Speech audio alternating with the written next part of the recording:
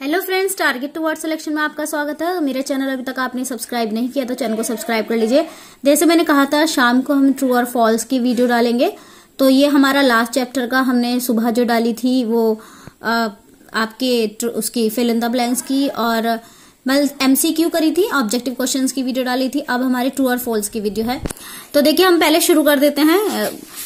ये देखिए ट्रू और फॉल्स में द सीक्वेंस 2 - 2 2 - 2, ये देखिए लगातार चल रहा है, एक प्लस एक माइनस एक प्लस एक माइनस। क्या ये बाउंडेड है? आप ये समझ सकते हैं क्या ये बाउंडेड है? हाँ, एक -2 इसकी रेंज हो गई और एक प्लस के 2 रेंज हो गई, तो हम इसे कह सकते हैं ये बाउंडेड है। रेंज हमें पता है -2 और +2, इसलिए हम कह सकते हैं ये बाउंडेड है। यानी कि ये कितना हो जाएगा आपका? ट्रू हो जाएगा। अगर आपने इससे पहले वीडियो नहीं देखी है तो मैंने रियल एनालिसिस बुक करके एक प्लेलिस्ट बना दी है, उसमें चैप्टर 1 यानी रियल नंबर सिस्टम जिसमें इनफीमम सुप्रीम वगैरह ये ओपन इंटरवल वगैरह ये सब हैं, उसकी वीडियो बना दी है। और जो सेकंड है सीक्वेंसेस, उसकी वो भी मैंने बना दी है, तो आप वहां से चेक कर सकते हैं। और फर्स्ट चैप्टर के भी ऑब्जेक्टिव वहां पर अवेलेबल है। अब देखिए सेकंड क्वेश्चन है द सीक्वेंस 1 - 1 1 - 1 इज कन्वर्जेंट। अभी जैसे हमने डिस्कस किया है कि ये बाउंडेड होता है, और जो बाउंडेड होने के साथ बट क्या है कि ये ऑक्सिलेटरी है। ऑक्सिलेटरी मतलब इसकी रेंज है -1 से लेकर 1, -1 और 1, क्योंकि ऑक्सिलेटरी सीक्वेंस है तो ये कन्वर्जेंट नहीं, यानी कि हम कह सकते हैं दिस इज फॉल्स। तो इसका आंसर क्या हो जाएगा? फॉल्स हो जाएगा। नेक्स्ट क्वेश्चन है 3 - 3 3 - 3 इज ए कोची सीक्वेंस। ये क्योंकि ऑक्सिलेटरी सीक्वेंस इस कोची सीक्वेंस नहीं होता, तो हम कह सकते हैं कि ये कोची सीक्वेंस नहीं है, यानी कि ये भी हमारा फॉल्स हुआ। नेक्स्ट क्वेश्चन है every Kochi sequence is always convergent. तो हाँ, हमने ये थ्योरम कराई भी है कि हर एक कोची सीक्वेंस जो होता है हमेशा कन्वर्जेंट होता है। तो हमने कह दिया हर एक कोची सीक्वेंस ऑलवेज कन्वर्जेंट होता है, यानी कि ये क्या हो गया? हमारा ट्रू हो गया। नेक्स्ट क्वेश्चन आप देख सकते हैं every sub sequence of a divergent sequence is always divergent. तो हाँ, अगर कोई देखो एक थ्योरम मैंने पढ़ाई थी कि every sub sequence of a convergent sequence is always convergent and every sub sequence of a divergent sequence is always divergent. और अगर वो सीक्वेंस की डेफिनेशन करे कि every sub sequence of A sequence is convergent, तो ये मैंने theorem करा चुकी हूं, तो इसका आंसर होगा ट्रू, क्योंकि डायवर्जेंट सीक्वेंस की हमेशा डायवर्जेंट सीक्वेंस होता है सब सीक्वेंस। एक ये भी नेक्स्ट थ्योरम है। A sequence Sn is said to be convergent to a number L if for any given epsilon greater than 0 there exists a positive integer m, then Sn minus L is greater than epsilon. No, हम हमेशा क्या कहते हैं? Sn minus L is less than epsilon for every n is greater than equal to m. तो यहाँ पर ये less than का साइन आना चाहिए था, जो कि गलत है, यानी कि ये क्या हो गया? false हो गया। नेक्स्ट है if a sequence Sn is convergent then limit n tends to infinity Sn is unique। तो हमने कहा भी है कि अगर कोई सीक्वेंस कन्वर्जेंट होता है तो Sn की वैल्यू L आती है, L मतलब यूनिक आती है। तो अब यानी कि इसका मतलब क्या हो गया? ये आपका ट्रू हो गया। नेक्स्ट क्वेश्चन है every convergent sequence is always bounded. तो हाँ, हम कहते हैं हर एक कन्वर्जेंट सीक्वेंस बाउंडेड होता है, लेकिन हर एक बाउंडेड सीक्वेंस कन्वर्जेंट हो ये जरूरी नहीं है। यानी कि देखिए इसी डेफिनेशन में 8th और 9th क्वेश्चन दोनों अवेलेबल है। हम कह रहे हैं हर एक कन्वर्जेंट सीक्वेंस बाउंडेड होता है, यस, यानी कि ट्रू, बट इसका अपोजिट यानी वाइस वर्सा नहीं होता, मतलब ये जरूरी नहीं है। Every bounded sequence is always convergent, no, ऐसा नहीं हो सकता, कभी होता है कभी नहीं होता, यानी कि ये क्या हो गया? फॉल्स हो गया। नेक्स्ट क्वेश्चन है देखिए question number 10 the sequence 1 1/2 1/3 so on 1/4 1/n is a Cauchy sequence. क्या ये कोची सीक्वेंस है? तो हम कह सकते हैं हाँ, ये कोची सीक्वेंस की डेफिनेशन मैंने आपको बताई थी, आप एक बार देख सकते हैं, यानी कि ट्रू हो गया। नेक्स्ट है 11th question if limit Sn is equal to L and Tn is equal to L dash, तो Sn plus Tn is equal to L plus L dash. 11th question, तो ये हमारा ट्रू है, ये मैं थ्योरम करा भी चुकी हूं आपको, ठीक है। Every bounded monotonically decreasing sequence convergent to its infimum. तो याद रखिएगा एक थ्योरम होती है कि हर एक bounded monotonic increasing sequence convergent होता है उसके सुप्रीमम के, और डिक्रीजिंग सीक्वेंस होता है कन्वर्जेंस उसके इनफीमम के। तो 12 वाला वही है कि इसमें डिक्रीजिंग सीक्वेंस कन्वर्जेंस है इनफीमम के, यानी कि आपका ये हो गया true.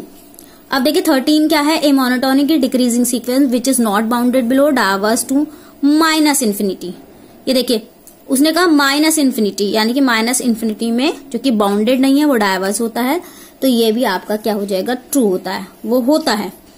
A monotonically decreasing sequence which is not bounded above is a convergent sequence. तो देखिए 14 गलत हो जाएगा, क्योंकि बाउंडेड अबव के लिए बोला है, नॉट बाउंडेड अबव बोला है, तो क्या हो जाएगा, ये आपका कन्वर्जेंट सीक्वेंस होता है, यानी कि ये फॉल्स हो गया। 15 every bounded sequence has at least one limit point.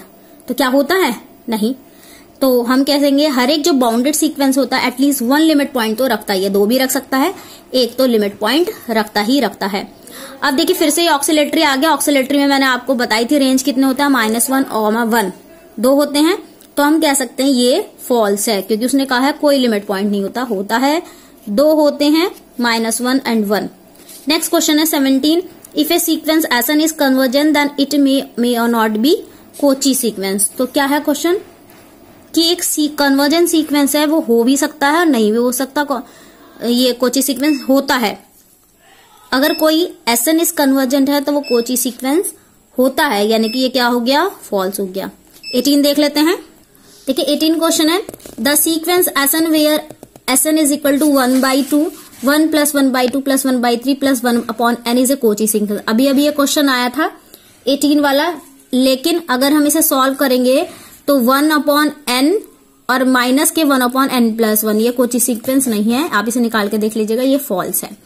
ठीक है। 19 देखिए, the sequence S n is 1 + 1/(1) (2) so on (n - 1) is a convergent sequence. तो इसका आंसर भी बता देते हैं, हाँ ये कन्वर्जेंट है, आप Sn + 1/Sn करके देख सकते हैं। ठीक है। If a sequence Sn is convergent then the sequence mod Sn is a convergent. तो क्या सीक्वेंस Sn कन्वर्जेंट है तो उसका क्या मॉड भी कन्वर्जेंट होगा? यस, उसका मॉड भी कन्वर्जेंट होता है। अगर हम इसके उल्टे की बात करें कि अगर Sn कन्वर्जेंट है, मॉड Sn कन्वर्जेंट है, तो क्या सीक्वेंस भी कन्वर्जेंट होगा? ये कोई जरूरी नहीं है, अगर उसका मॉड कन्वर्जेंट हो तो सीक्वेंस भी कन्वर्जेंट होगा। इन चीजों को, वाइस वर्सा वाली चीजों को ध्यान रखिएगा कि अगर सीक्वेंस कन्वर्जेंट है तो उसका मॉड कन्वर्जेंट होता है, बट मॉड कन्वर्जेंट है तो सीक्वेंस कन्वर्जेंट होना जरूरी नहीं है। दैट मीन ये फॉल्स हो गया।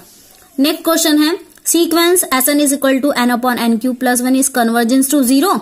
तो आप देखिए करिएगा, n कॉमन लेंगे तो नीचे से n कॉमन आएगा, n से n कट जाएगा, 1/n² + 1/n बन जाएगा। तो क्या ये आपका कन्वर्जेंट है? 22 क्वेश्चन, हाँ ये आंसर 0 आ जाएगा।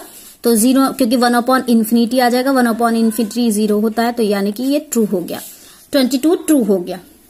अब आता है next question 23, the Sn is equal to 1 + 1/n⁴ is bounded sequence. Yes, bounded sequence है, क्योंकि इसकी वैल्यू e आ जाएगी। e हमारा क्या होता है, एक लिमिट रखती है, लिमिट यानी कि बाउंडेड, तो ये हमारा ट्रू हो गया।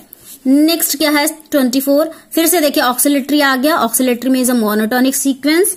तो क्या ये मोनोटोनिक सीक्वेंस है? नहीं, ये ऑक्सिलेटरी सीक्वेंस है, मोनोटोनिक सीक्वेंस नहीं है। तो ये क्या हो गया, आपका फॉल्स हो गया, क्योंकि मोनोटोनिक सीक्वेंस में तो क्या होता है, Sn + 1 बड़ा होता है Sn से या छोटा होता है। The sequence Sn where Sn is equal to 3 - 1/3n - 1 is convergent to ये।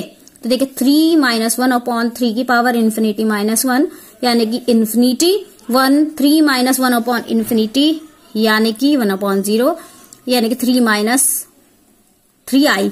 कन्वर्जेंट कितनी आई? 3i। इसमें दे रखी है 2, तो ये कितनी हो गई? फॉल्स हो गई। तो आई होप आपको आज की वीडियो पसंद आई होगी। अब हम करेंगे इसका नेक्स्ट चैप्टर, जो कि है uniform convergence of sequence and series of function, chapter number 3, जिसमें लिमिट एंड कंटिन्यूटी के 2 वेरिएबल्स भी आएंगे और मेरे पास डिमांड भी आई थी। नेक्स्ट वीडियो के साथ यानी कि चैप्टर 3 के साथ मिलते हैं। और रियल एनालिसिस की बुक आप प्लेलिस्ट पे चेक कर सकते हैं, उसमें दोनों चैप्टर के सारे वीडियोस पड़े हैं। और कोई कुछ पढ़ना चाहते हैं, कोई और बुक पढ़ना चाहते हैं, तो हम कंटिन्यूटी में वो बुक भी पढ़ाएंगे। हमारे कमेंट बॉक्स पे जरूर लिखिएगा। Thank you so much.